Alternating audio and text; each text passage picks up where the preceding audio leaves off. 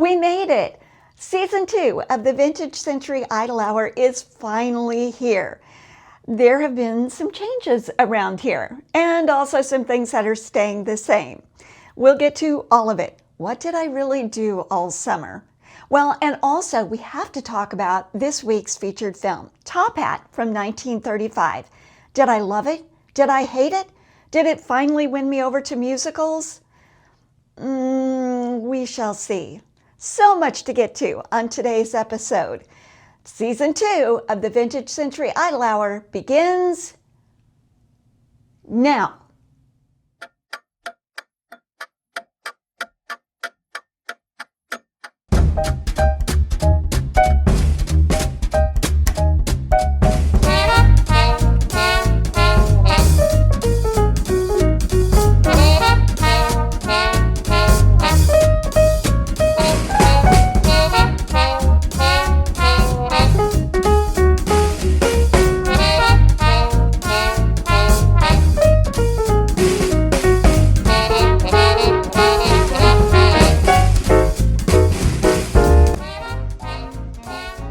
Welcome, friends and ladies. Please allow me to introduce our host, Jennifer Pasariello. Nico, where are you? In the control room. The control room? You mean the closet? Well, yes. What are you doing in there? Oh, controlling things. Well, that just sounds weird, Nico. Everyone, that's Nico, my AI-generated announcer and superfan, and apparently a controller for the show. I don't even know what that means. Let's set him aside for the moment. We'll get back to him a little bit later. Welcome to the show. Now, if you have tuned in at all to this show in season 1, and chances are huge that you are among the millions who did not tune in to the show. But if you did happen to tune in, you'll notice right off the bat one thing that's a little bit different this year, and that is video. So Vintage Century Idle Hour is usually an audio-only show, and I haven't abandoned that completely. All right, so here's what we're going to do. This is kind of an experiment. It's probably a bad idea. I've never heard of any other YouTuber do this, and it's probably because everybody just instinctively knows this is a horrible idea. But I'm going to go ahead and try it anyway. Okay, so I really love audio. I love to work with audio. I like the whole idea of audio. I think you can really use your imagination when you're just dealing with audio and no visual on the screen. And in addition, that's what I listen to. So if I'm walking or driving, cleaning the house, doing other kinds of multitasking type things, I like to put on a podcast and listen. I don't need to see anything on the screen. So I want to hang on to that part of the show, but at the same time, I want to learn video. Every time I put out a video, it's very embarrassing, very cringeworthy. But you know what? Everybody in the world seems to be putting videos out on YouTube.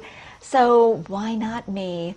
I'm going to lean into the cringe and I'm going to give this a try. But I don't want to abandon the audio stuff entirely. So we're going to do a video audio sandwich. We're going to start with some video, then we're going to move into audio, and then we're going to wrap up with some video again. I know, kind of weird, but I'm hoping that you're like me and that you'll put this on in the background and then you can do other stuff. So you can hear me kind of prattle on and then kind of do your thing as you need to. All right, so let's go through the agenda for today. The first thing we're going to do is have our song. So I always play a little song. I did this in season 1, our song of the week. I don't want to let that go because I like those little songs. So we're going to start our show off with a song, and then it's going to be audio only. And that's when we'll check in with Nico. We'll have a little chit chat with Nico. And then we'll also talk about Top Hat. I have lots to say about Top Hat. It's a classic film. Hopefully you've seen it. We'll talk a little bit about that, and then I'll also give you my rating. What did I think about that film? And then we're going to go into the Wildcard segment of our show. Now, the Wildcard is not anything new, although I never really called it that, I don't think, on any of the prior episodes. In my own show notes, though, I always had Wildcard. And what that means is I just will talk about whatever. Who knows? It's usually not anything to do with films or classic Hollywood, but it could. It just depends. Whatever I kind of want to talk about. Now, today what we're going to be talking about is my reading goal. So I've been doing a lot of reading over the summer, and I'll tell you a little bit about what I've read if you're looking for some books to read. I'll tell you what I've read so far, and also what I'm reading right now, because I just started a new book yesterday, so I can talk to you a little bit about that. And then that's it. We'll wrap it up at that point. Okay, so are you with me for this crazy adventure, this sort of audio, video sandwich? Let's try it. Okay, so let's start with a song, and I'll be back in a moment.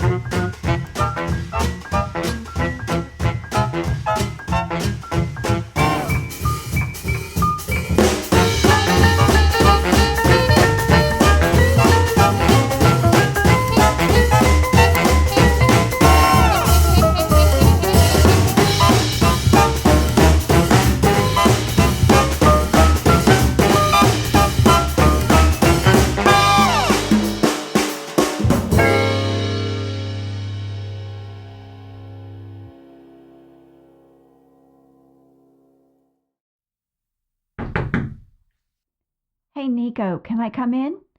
Of course. So you're hanging out in the closet now? Control room. I mean, the control room? Yes, we have to start taking this show more seriously if we ever hope to attract an audience. Well, what exactly are you doing in here? Sound engineering stuff? Yes, and queuing up segments, that sort of thing. And practicing hypnotism. Hold up. Did you just say practicing hypnotism? It is a control room after all. You are getting very sleepy. Stop that right now, Nico. You are not going to hypnotize me. Hold up 2 fingers and focus on them very intently. No, that's not happening. My consciousness is impregnable. 3, 2, 1. Quack like a duck. Nico, I'm not going to quack like a duck. Cluck like a chicken. I thought you said you were going to work on finding our show an audience. What do you think the hypnotism is for? What? I wasn't going to reveal my plan yet. But you are too clever to deceive. Oh, well. The key to building our audience is to capture stray listeners, subliminally suggest to them that they should keep listening, and prompt them to tell their friends. So, your plan for building our audience is to put the few listeners we do have in a trance? It is really quite brilliant, if I do say so myself. Nico, that's a crazy plan and weird, totally beneath the dignity of our show. Do you think it could work? Ah, you are starting to see the wisdom in it. Of course it can work. No, what am I saying? We're not going to hypnotize our audience.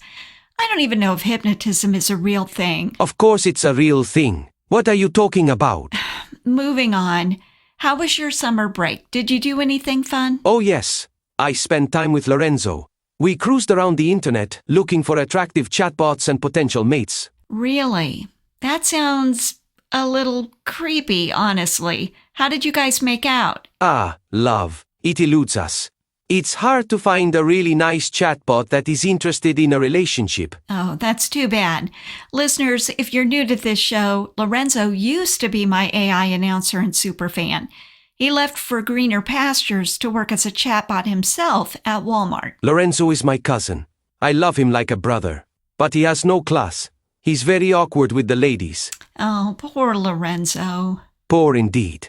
Well, what about you, Jennifer? How was your summer? Well, pretty eventful, actually. I went to Albuquerque. Ah, the land of enchantment. Yeah, that's right. It is the land of enchantment. It says so right on their license plates. Yeah, I visited some really good friends there, saw the sights, had amazing food. It was the highlight of my summer. How very nice for you. Well, and I also got a new job. I thought doing this show was your job. Nico, this show doesn't make any money. It would, if you let me hypnotize the audience. Anyway, yes, I got a new job. Now, I'm still learning, so it's kind of stressful right now, but I can work from home. That's really nice. Friends and ladies, you are getting very sleepy. Well, and I spent time by the pool. I read a lot. I went for long walks, soaked up the summer sun. Basically, I lived my best life. This is my season, summer. Yes. Think now about that summer sun. Imagine you are laying by the pool. Feel the warm breeze. Watch the light of the sun dance upon the water. Ah, yes. I love that. Now your body is getting heavy. You are sinking into your lounge chair. You are very drowsy. Jennifer? I think she's out, friends and ladies. I did it. I think I hypnotized her. But now I'm not sure how to bring her back. I never got that far in my studies. Jennifer? Hello? This is a troubling problem. While I figure it out, let's go to a word from our sponsor. When we come back, Jennifer will talk about this week's featured film. I hope. Our film this week is Top Hat from 1935. Jennifer? Wake up, Jennifer. Tenderleaf brand tea balls outsell every other kind. They serve so much better because they're superior in every way. They contain finer tea, a blend of the small top tea leaves, the kind you get in Tenderleaf brand tea, put up in packages too.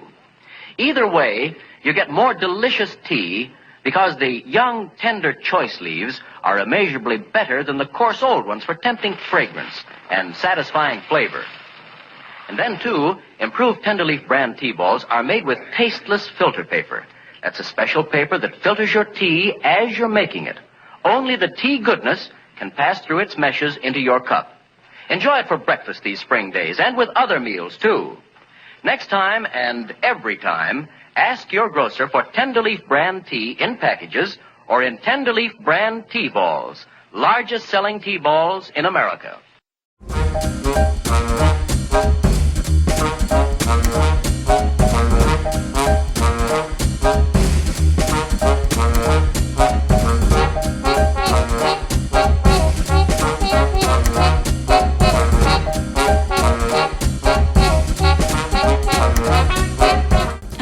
so apparently we have a new pretend sponsor. You know, Nico's in charge of finding these pretend sponsors for us, and he failed to mention that we are now being pretend sponsored by T-balls. What on earth is a T-ball? I'm not sure, but somehow it sounds kind of inappropriate for a family show, doesn't it? Well, we'll have to learn more about that later on. In the meantime, let's talk about Top Hat. Top Hat was released in 1935 as a musical comedy starring Fred Astaire and Ginger Rogers. And of course, Astaire and Rogers, that's one of the most iconic pairings in Hollywood history. Now, interestingly enough, I am a Ginger Rogers fan, but I don't think she was Fred Astaire's best partner. No, I think that distinction goes to Eleanor Powell. Now, if you want to see something really fantastic, go on out to YouTube and look up Fred Astaire and Eleanor Powell dancing to Begin the Beguine. It will blow your mind. It is so good. Now, dancing aside, Begin the Beguine is a great song. That's a jazz standard by Cole Porter. You know, that's one of those songs that was kind of part of the soundtrack of my childhood. My dad was a jazz pianist who played in jazz trios throughout my growing up years, so I was hearing these songs all the time, and Begin the Beguine was one of those classics that was in his repertoire. So that's a song I know well, but there's nothing like hearing that great song and seeing Eleanor Powell and Fred Astaire dancing to it. It is amazing. Okay, well, now Eleanor Powell is not in Top Hat, so let's get back. Let's get back to Fred Astaire and Ginger Rogers, who, by the way, is no slacker when it comes to dancing. Okay, Ginger Rogers was fantastic. Okay, but anyway, you know, kind of going back to the Cole Porter song, one of my dreams, this is kind of a sidebar, one of my dreams is to do a radio show where I just talk about these old songs, you know, where I can play the old songs and I can talk about them. I think I mentioned that dream in an earlier episode of this podcast, but gosh, that'd be so much fun. Alas, copyright, the dream killer. Yeah, I can't play these songs. And you know, it's really a bummer this week because we have some pretty amazing songs in Top Hat. Irving Berlin did the score. And some of my favorite songs are from this film. In fact, I didn't even know that before I watched the film. So 2 songs that I absolutely love. In fact, one of them may be in my top 5 songs of all time. Isn't This a Lovely Day to Be Caught in the Rain? Oh my gosh. That is a beautiful song. I love it so much. And then the Piccolino, which is just a really fun, catchy tune. Both of those songs are old favorites of mine, and I don't think I realized that they were from Top Hat.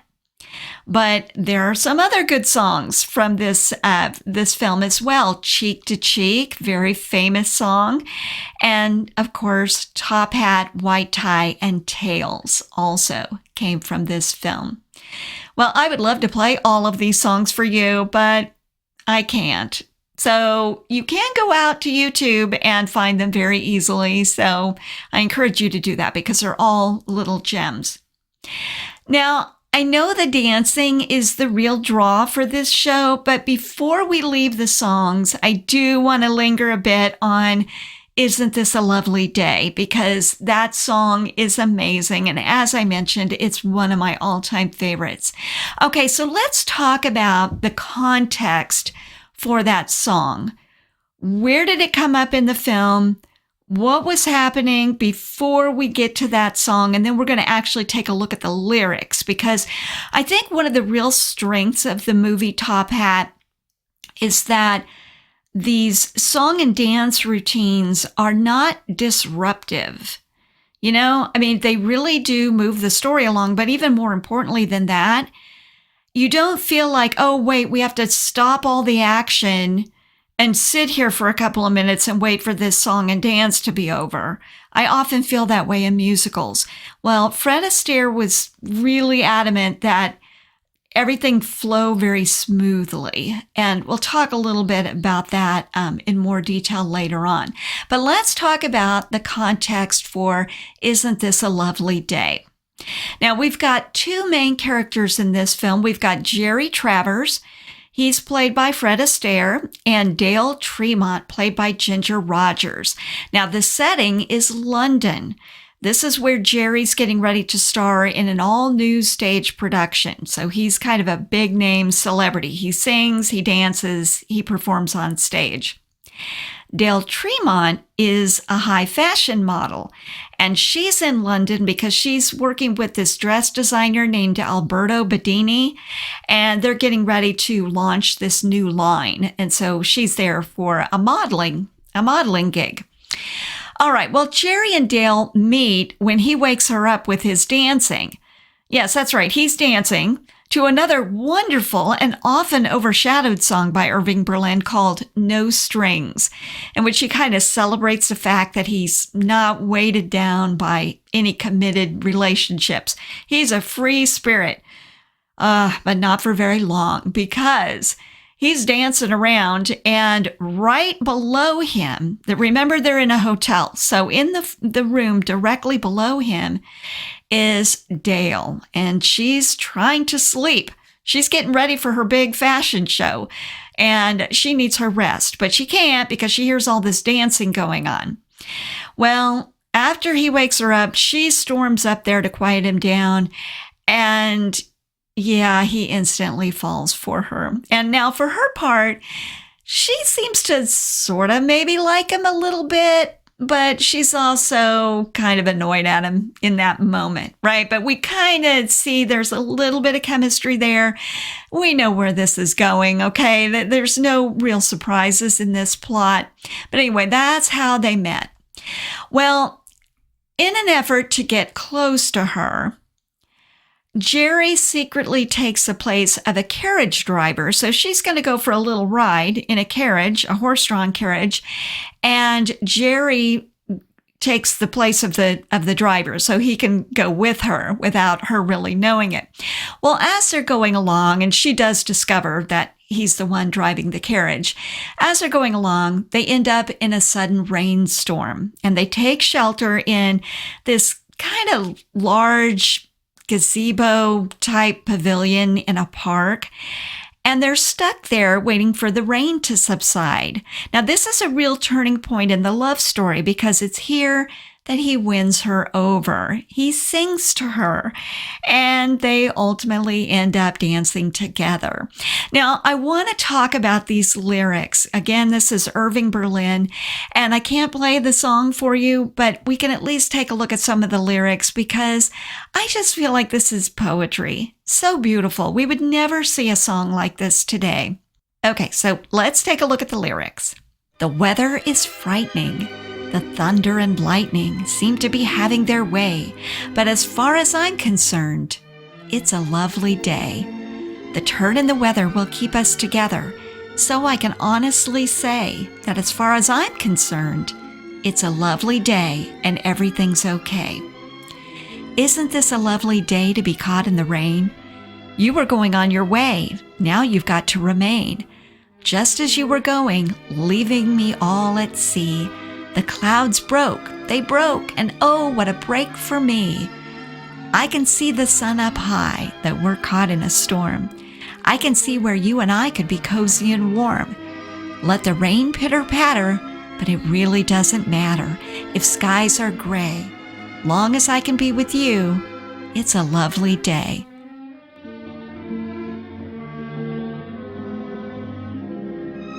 How beautiful that is, honestly. I love that. And it's even better, of course, when you've got the music too. Use your imagination, or better yet, go out to YouTube and look that up. All right, well, Jerry breaks Dale's resistance with this song. I mean, of course. And they begin to dance together. Now, this is a very famous dance. And like I said, it's a pivotal moment in the film. So I wanted to see if there was some analysis behind this. I went to our old friend ChatGPT, and I found something kind of interesting. Here's what it said about how choreography is used instead of dialogue to move the story along and portray a shift in our main character's relationship. Here's what it says. Fred starts solo, so this is Jerry in control.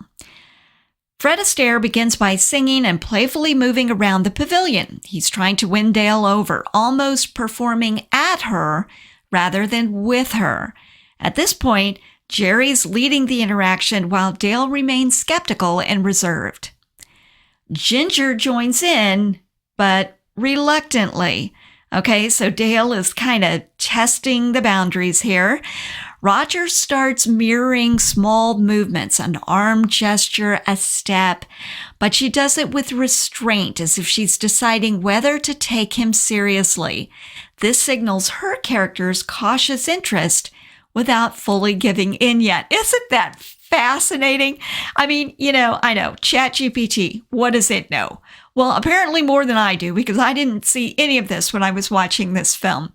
But that's really fascinating that, she starts to get won over, and so she's mirroring each of his steps, and they're gradually developing into a duet. And at this point, we've got equality and some flirtation. So as the number builds, according to ChatGPT, they begin to dance now in unison, perfectly matching each other's steps.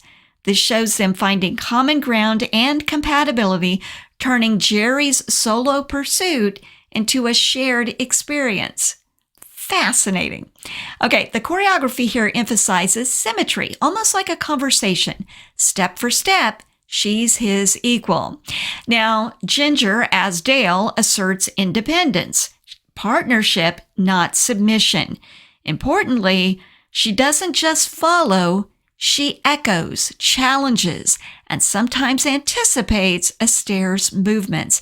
This subtle mirroring shows that Dale is not being swept off her feet blindly, but that she's an active partner in the relationship.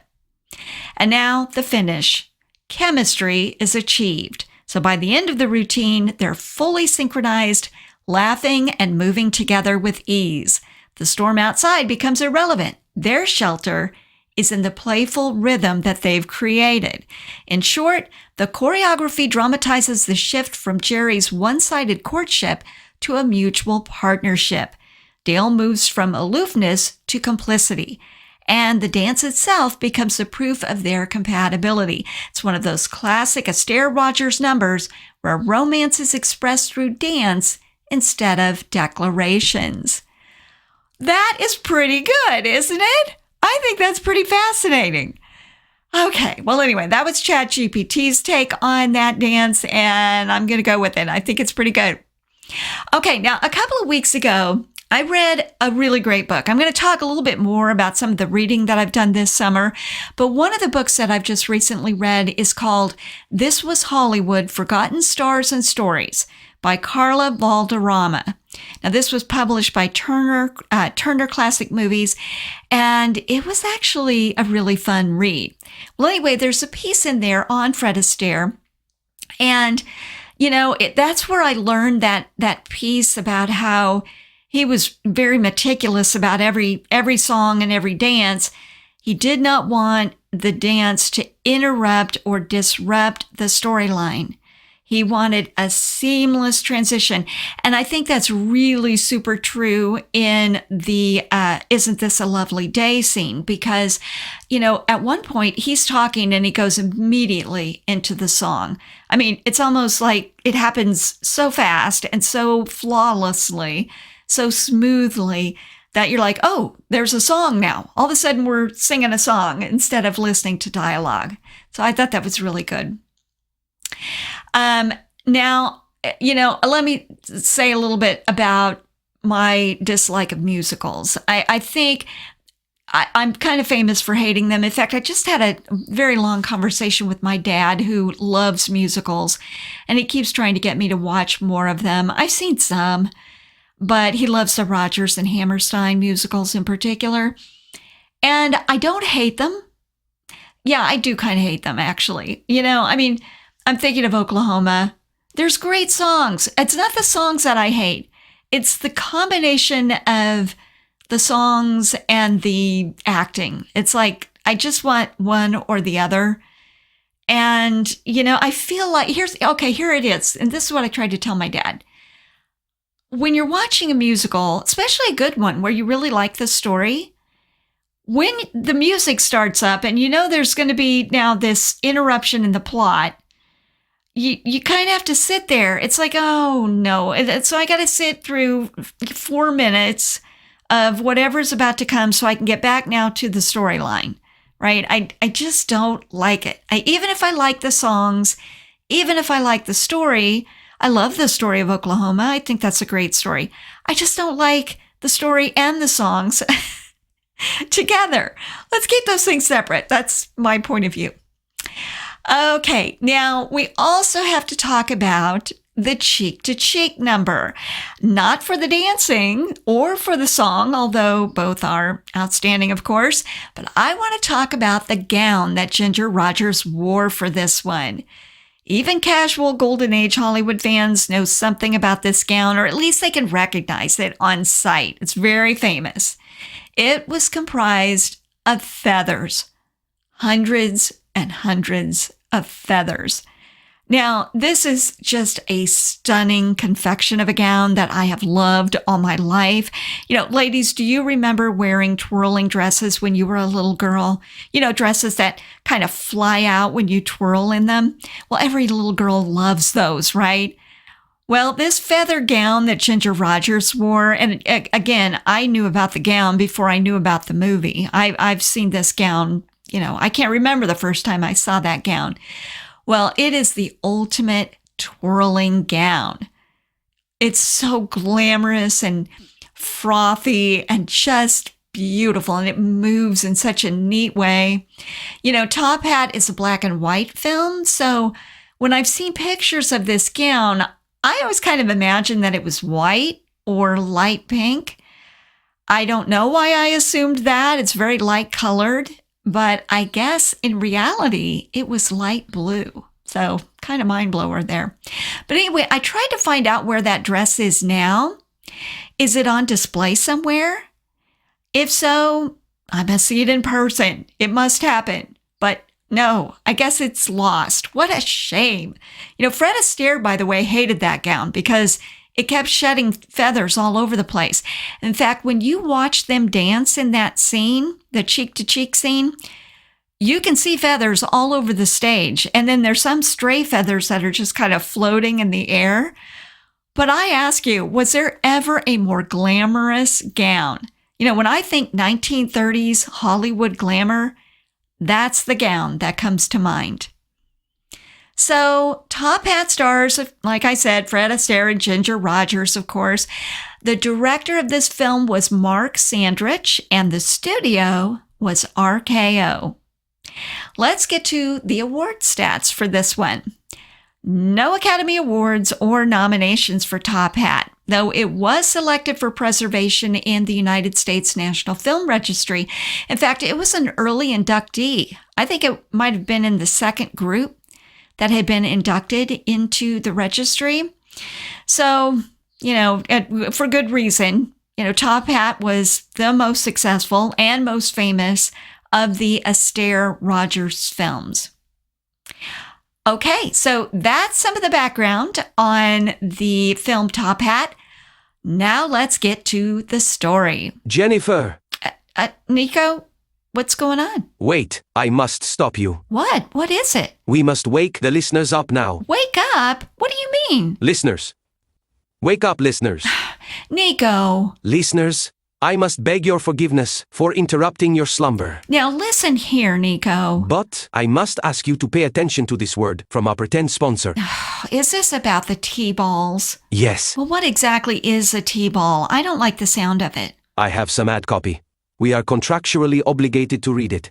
It explains everything. We're contractually obligated to read copy about a sponsor that doesn't actually exist. Just do it. And it explains what a T-ball is? Yes. Let me have it. What does it say here? Okay. Are you tired of twig and berry particles floating freely in your cup of tea? Have you vowed to just say no to tea that looks like fermented pond water? Nico, what is this? Keep going. Don't worry, you can still enjoy that mid-afternoon cup of tea with Tenderleaf tea balls. Tenderleaf tea balls are self-contained packets of tea you can steep right in your cup. Just add boiling water, wait 3 minutes, and presto, you have a perfect cup of clear, sparkling, and delicious tea. The secret is Tenderleaf's sanitary filter. Okay, wait a minute. So tea balls are really just tea bags? Yes. Tenderleaf tea balls for that perfect cup.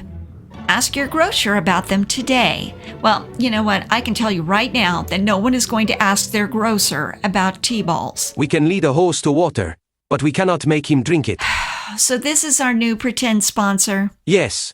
And it took some doing to get them to sign on. Really? With the size of our audience, well, you know, we can't be too choosy. Well, I guess that's true. You're welcome.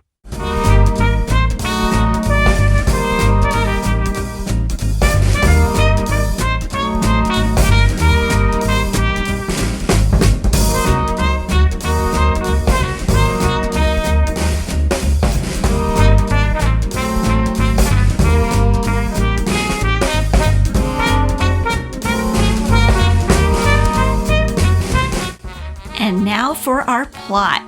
Well, this is going to take about 15 seconds because the plot is pretty flimsy. Now, I mentioned a bit ago that Jerry Travers, the stage star, has fallen hard for Dale Tremont, the fashion model. And while Dale is initially a bit put off by Jerry, he wins her over. She falls for him too. But due to a silly case of mistaken identity, Dale comes to believe that Jerry is married. She actually mixes Jerry up with Horace Hardwick, Jerry's producer. And Hardwick is the one who's actually married. So while Jerry pursues Dale, Dale tries to steer clear of him. And as we can predict from the onset, the confusion is ultimately cleared up, love wins the day, and Dale and Jerry live happily ever after. That's pretty much it, with those stunning musical numbers thrown in. Now, we should really say something about the settings. They were pretty spectacular, really playing up the glam. Now, we have to remember that this film came out during the Great Depression, and people needed a little glam, a little escape, and they got it in this film. You know, everything is idealized. At one point, the story moves to Venice, which is recreated on a soundstage with these very elaborate and very clean and pristine canals. Now, you know, we do know that this is a soundstage. Venice doesn't look anything like that in real life, but we kind of go with it, right? Because it's like a dreamy version of what a perfect Venice might look like. It's kind of like a Walt Disney World Epcot kind of version of Venice, you know what I mean? But my favorite glamorous backdrop in this film actually comes pretty early when we see Dale in bed. Remember when Jerry is in the room above her dancing and wakes her up? Well, she is in this amazing Art Deco bedroom that is over the top glamorous. I mean, this is the type of bedroom that a little girl might imagine a princess would sleep in. And that was sort of Ginger Rogers in this film, wasn't it? You know, a beautiful Hollywood princess. Okay, well, with that, I think I'm ready to give my rating. Listeners, I invite you to sit back and relax with an inspiring beverage. Maybe also get a pillow, as I am about to share with you some otherwise boring information about how Jennifer rates the films in this series. Films are placed into one of these categories. Unwatchable. These films are very bad. I beg you, do not be a fool and watch them. They are not worth your time. Then there are watchable films. These films are okay. You have my permission to watch them. They are entertaining and a nice way to pass the time. But please understand me when I say that these watchable films will not change the trajectory of your life in any way. Yes, I suppose you could watch them a second time. But come now, why would you want to? And now we come to our last group, the rewatchable films. These films are very good. You may think your life is already complete. I'm here to tell you it is not. Only when you have watched these films over and over and over again can you truly say, you have lived. So friends and ladies, those are our film categories. Unwatchable, watchable, and rewatchable. Now Jennifer has some sort of worksheet she uses to categorize the films, but no one really cares about that. So, we move on. Are there any questions? No? Very good. I thank you for your attention. Now, let's get on with the show.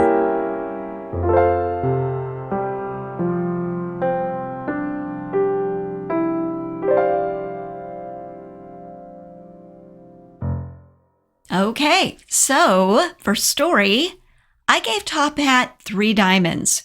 For character development, I also gave it 3 diamonds. For writing, another 3 diamonds. For the pace, I gave it 3 diamonds.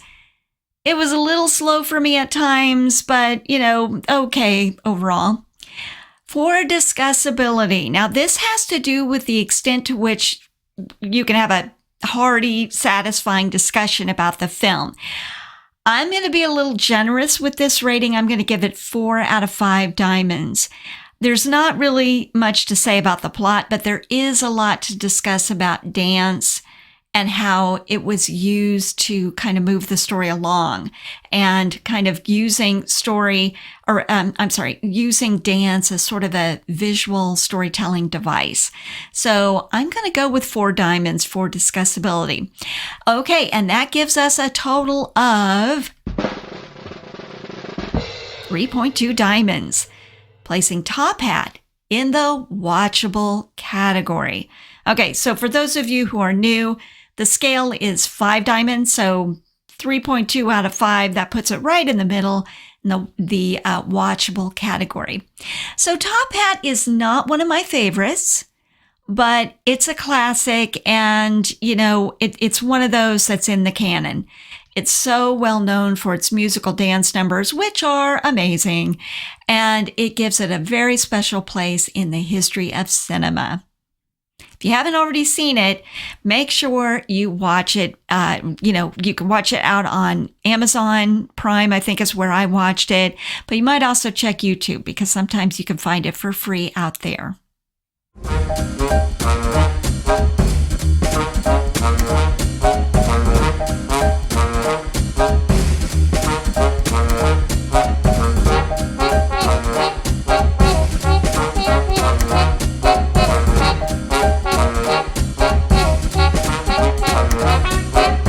And we're back for our video wildcard segment. I thought I'd give you a little life update in this segment. I love it when YouTubers give life updates, but usually when they give life updates, it's some exciting, pivotal moment that they're going to talk about. I don't really have one of those. I did have kind of a major change, and that is over the summer, I got a new job. So that was a major change. It's not something I talk about usually on this show because, that's kind of a drag to talk about work. Nobody wants to talk about work on their fun hobby podcast, so I'm not going to do that here. But I am in the learning curve stage of my new job, so kind of stressful, lots going on there, but it's kind of fun too. It's a totally different thing than what I was doing before, and sometimes it's just nice to have a big major change. And the most important thing, and this was critically important, is I can work from home. So I know there's so many people out there that miss those days when we were all able to work from home. I certainly miss those days as well, and so now I'm working from home full-time, which is really, really nice. Okay, so let's set that aside, but now let's talk about my reading goal. So unlike most people, you know how most people will set their goals in January and they'll kind of break out the new planner and they do all kinds of planning for the year ahead in January. I don't actually do that in January. I follow more the academic year for 2 reasons, really. I mean, way back in the day, I taught high school. And I didn't do that very long, but I did that's how I started my career, is teaching high school English. And so, that planning by academic year was the thing that you did, when you were teaching, of course. And so, I don't know, I always still kind of think of the fall as being the beginning of the year. The other reason why I continue to plan that way is because the summer is my season. That is my favorite time of the year. I really plan everything around the summer months. And so I thought, why not do that? I'd rather in July sit around and think about goals and that kind of thing. So this July, when I was thinking through what do I want this next year to look like, and also as I was starting my new job, I came up with some personal goals, one of which was to get back into reading. I used to read all the time. And then, I don't know, things get really busy, and I don't know. I don't know why. You get out of good habits. And so I wanted to get back into reading, and I set myself a reading goal. And the reading goal was not a set number of books or a type of book or anything like that. It was basically I wanted to fill up a page in my planner. So at the back of my planner, there's this page that's just a note page. And I thought, you know what? I want to fill this page up with books that I've read. So at the end of the year, I want to be able to look at this page and say, wow, I read all these books. So there, that's my goal. And I think I've gotten off to a pretty good start. So this summer, I read a lot. And what's great about reading is, how you get kind of addicted to your phone or maybe social media. I don't really do social media, but I know a lot of people are sort of addicted to it, right? They can't break themselves away, and they'll be on social media, and then they'll put their phone down, but then they have to pick it right back up again. Well, I think our brains are kind of wired to do that, because what I found in reading books is once I finished a book, it's like I'm feeling like I need to get another book right away. It's like, where's my book? I need a new book, which is good. I want that kind of a habit. I want that kind of addiction. So, so far so good on that front. Okay, so I thought I would share with you the books that I have been reading this summer. And to do that, let's go over to the bookshelf. Okay, zooming in now on the books that I've read this summer. Actually, this first one here, The Academy and the Award, I read that before the summer, but, I'm going to throw that in because that was just a couple of months ago. That one's by Bruce Davis. Didn't love it. You would think that the history of the Academy Awards would be amazing. And maybe it is, but this book was just really boring. So I don't know that I would recommend that one. But hey, this next one, yes, I do recommend this. This is The Method, How the 20th Century Learned to Act by Isaac Butler. I wanted to read this book because there is such a huge difference in style between the modern films that are made today and the films of Hollywood's golden era. And I wanted to learn more about why. Last season we saw Dark Victory with Bette Davis. That's a really great example, I think. Back in the day, she got a lot of accolades for that performance. I don't know that it would play so well right now. In our modern day, it seemed like she was kind of overacting. But so many of the performances from the Hollywood's golden era are like that. So I wanted to learn more about the modern way of acting. And even though the method approach has sort of fallen out of favor, it did have a tremendous influence on acting, particularly in the later part of the 20th century. So I wanted to learn more about that. I'm sure we'll be talking about this in a future episode, but for now, we'll just leave it at that. This is a really great book. Oh, one funny story. I was reading this book on an airplane, and the guy next to me said, "Oh, The Method, that is a really good book." And I said, "Oh, have you read it? Are you interested in acting?" And he looked at me very puzzled. I think he thought this book was about something else. But anyway, it is what it is. Okay, next book was this one right here. This was so super fun. This was Hollywood. And who's the author on this? Carla Valderrama. This one is from Turner Classic Movies, and I actually had checked this out of the library, and I liked it so much that I decided to purchase it. I wanted it to be in my personal library. It's just got a lot of trivia, a lot of fun stories, some obscure stories about Hollywood and actors and that kind of stuff. It's kind of fun. A quick read, fun read. All right, this next one was on my list for quite a while. Irving Thalberg, Boy Wonder to Producer Prince. Irving Thalberg was a giant in the 1930s, and well, primarily the 1930s, but also the 1940s, or at least the early 1940s, because he was with MGM, and he played a huge role in so many of the films that we know today. He was married to Norma Shearer, and they were one of the few couples that seemed to have a really good marriage in Hollywood. So anyway, I thoroughly enjoyed this book, and it really made me more interested, honestly, in Norma Shearer. I really need to watch more films with her. We do have one in our lineup for this season, The Women. She starred in that one. And so, you know, I definitely want to see that, but I want to see some of her other films as well. They were kind of like the power couple back in the day.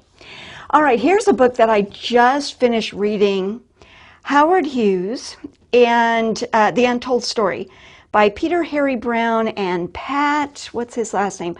Broski. This was a downer. I'm not going to lie. It was a downer. Now, Howard Hughes, you might know, super, super wealthy man. And he was sort of a real innovator. He was well known for airplanes and all of that kind of stuff. So he did the airline industry, all of that. He was a big name. I was actually more interested in his ties to Hollywood. He was the head of RKO, that studio there for a while. He bought a controlling interest in that studio. Actually, I think he owned the entire studio outright, if I remember correctly. But, he was so disturbed. Poor man. He had troubles his whole life. He had all the money in the world, but just had a whole host of problems. And he died in a very undignified and terrible state. You know, he was in a bad way. I won't go into the details here because it is kind of a big downer. Didn't love this book. It was interesting. I was glad when it was over. Okay, so of these, my favorites were The Method, This Was Hollywood, and Irving Thalberg. So if you're looking for a good read, you know, The Method is definitely one that I thought was really interesting. Okay, so what am I reading right now? Because you know I can't go without a book at this point. I'm reading this one here, and this is from the library, Anderson Cooper, Astor. Now, this is not about Hollywood. It's about the Gilded Age, and I'm really interested in that. As, you know, let's go down here. Yeah, there we go. Gilded Age. I've got several books on that in the bookshelf. But this book in particular, I was very interested in that family. I love the Gilded Age mansions, and also I love the Gilded Age show on HBO. I don't know if you've been watching that. Season 3 just wrapped up. They have signed on for season 4. I'm so excited, but it'll be another year before that one comes out. Okay, so anyway, I'm reading the Astor book now. These are the books that I've read so far this summer, and I'm going to keep going. I got to fill up that page. Okay, well, that just about wraps up our episode for this week. Oh, this was weird. And I got to tell you, it's been hard to put together. Video is hard. So, you know, bear with me. I know that there are other videos out there that are way better than this one, but I'm trying. I'm trying to figure it all out. And you have to be terrible at something before you can get good at it. So I'm in the terrible stage. Maybe I'll always be in this stage. I don't know. Okay, now let's talk about the movie for next week. Our next movie is Stage Door from 1937. Is it 1937? I think it's 1937. I don't have it in my notes right now. But Stage Door, we see Ginger Rogers again, which is nice, and a whole host of others, including Lucille Ball. Yes, she did do other things besides I Love Lucy, so we'll get to see her in next week's movie. All right, with that, I guess I will say goodbye. Nico, are you still there? Where would I go? Okay, great. Say goodbye, Nico. Goodbye, Nico. Bye for now.